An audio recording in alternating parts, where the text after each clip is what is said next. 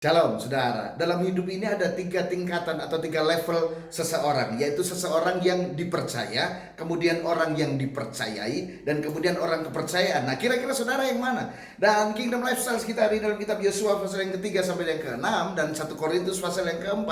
Dalam kitab Yosua kita ketahui bersama bahwa Yosua adalah orang kepercayaannya Musa. Makanya ketika Musa mati, Yosua yang menggantikan Musa untuk memimpin umat Tuhan masuk ke tanah perjanjian. Dan dalam 1 Korintus pasal yang keempat ayat yang pertama, Rasul Paulus juga menuliskannya. Saya bacakan buat saudara.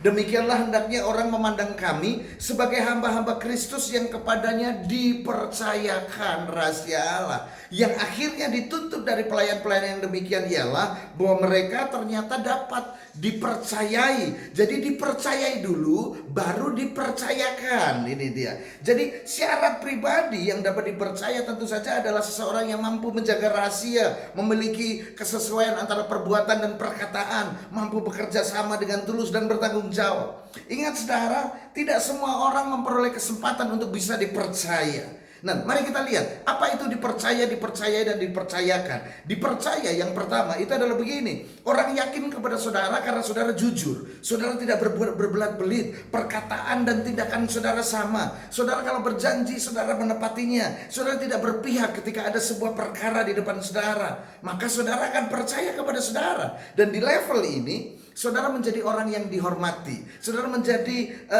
mendapatkan penghormatan di level masyarakat. Kemudian yang kedua adalah orang yang dipercayai. Orang dipercaya ini adalah begini: orang mulai berani memberikan kepada saudara tanggung jawab dan harapan besar, dan memiliki harapan yang besar kepada saudara untuk memenuhi pengharapannya. Ini karena orang merasa nyaman dengan saudara. Dan di level ini saudara bukan saja dihormati, tetapi saudara juga mendapatkan materi saudara. Bisa uang, bisa segala sesuatu yang berbicara materi. Ini. Dan yang ketiga adalah orang kepercayaan. Dan orang kepercayaan ini begini: di level ini orang berani mempercayakan miliknya.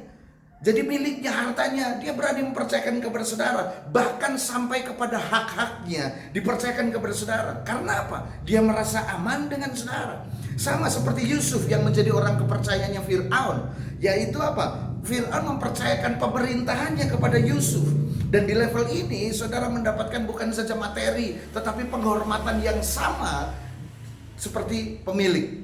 Ini level yang tertinggi. Dan sekali lagi, hari ini banyak orang yang keliling cari berkat, tapi mereka tidak dapat meraihnya, tidak dapat mendapatkannya. Bukan berarti berkat itu, rezeki itu, uang itu lari atau tidak bisa diraih, tetapi karena banyak orang yang tidak bisa atau belum bisa dipercayai oleh berkat itu sendiri. Karena kepercayaan tidak bisa didapat begitu saja.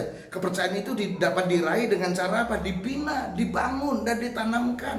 Sama, ketidakpercayaan juga sama seperti itu saudara. Kalau ada orang tidak percaya kepada saudara, mungkin saudara salah dalam membangun hidup saudara. Saudara membangun dalam dusta, saudara membangun dalam kepura-puraan, saudara membangun dalam trik dan lain sebagainya. Maka orang tidak akan percaya kepada saudara. Ini dia.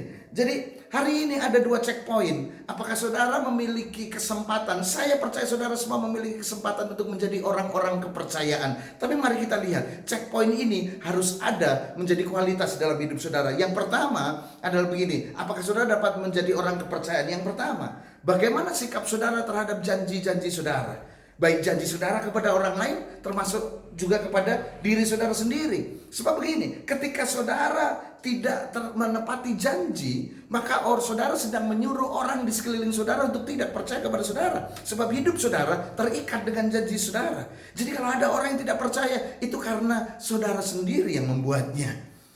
Ini. Dan juga bagaimana sikap saudara terhadap janji terhadap diri saudara sendiri. Kalau hari ini atau kemarin sudah berjanji, mulai besok aku akan lebih rajin lagi, mulai besok aku akan bangun pagi, mulai besok aku akan baca firman. Apakah saudara menepati janji itu terhadap diri saudara sendiri? Nah, kalau saudara tidak menepatinya, bagaimana orang lain mau percaya kepada saudara? Dan saudara, diri saudara sendiri, janji saudara sendiri tidak ditepati, bagaimana orang lain akan percaya kepada saudara?